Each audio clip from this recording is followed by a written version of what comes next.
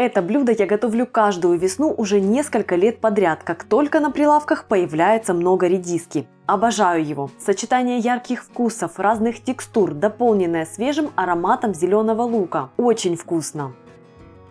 Привет, друзья! Меня зовут Галина Артеменко. В этом ролике приготовим замечательный, вкуснейший суп из редиски. Блюдо готовится очень просто и быстро, получается очень сытно.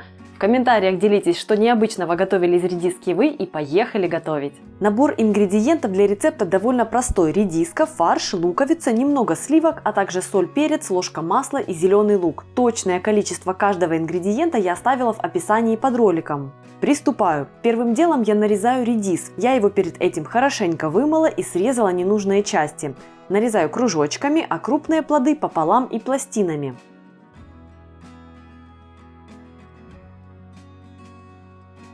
Сразу же нарезаю и лук, чтобы затем уже перейти к плите и заниматься приготовлением там. Так будет удобнее и быстрее. Разрезаю луковицу напополам и рублю крупными кусочками. Перехожу к плите. Разогреваю сковороду и на среднем огне растапливаю в ней чайную ложку топленого масла. Можно готовить и на растительном, а я использую домашнее топленое.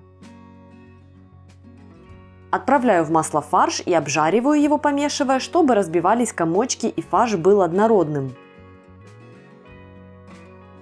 Добавляю немного соли и перца и жарю до румяности. Фарш должен получиться приятно хрустящим, поджаристым. Он не только придаст яркий вкус блюду, а еще и будет текстурным компонентом. Будет круто! Я переложила фарш из сковороды в отдельную тарелку так, чтобы оставить в сковороде масло и жир, вытопившийся из фарша. В него отправляю редис и жарю его минуты 2-3, помешивая.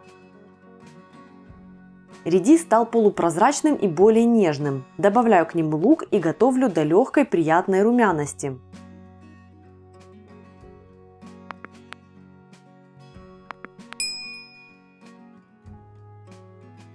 Перекладываю обжаренный редис и лук в небольшую кастрюльку. Вливаю к овощам пол-литра куриного бульона. Можно использовать и просто воду. Добавляю в будущий суп немного соли и довожу смесь до кипения. Убавляю огонь, накрываю крышкой и оставляю готовиться на 10 минут. Этим временем рублю зеленый лук. Использую временную паузу. Если любите супчики с хлебом, можно также подрумянить пару ломтиков в тостере. Через 10 минут я вливаю в суп сливки и пробиваю его блендером. Получается нежный суп-пюре. Возвращаю суп на небольшой огонь и готовлю его еще 5 минут. Вкусы и ароматы объединятся, суп станет немножечко гуще. Готовый суп наливаю в тарелку, затем туда отправляю 2-3 ложки обжаренного ароматного фарша и завершаю все порцией зеленого лука. Как же это вкусно!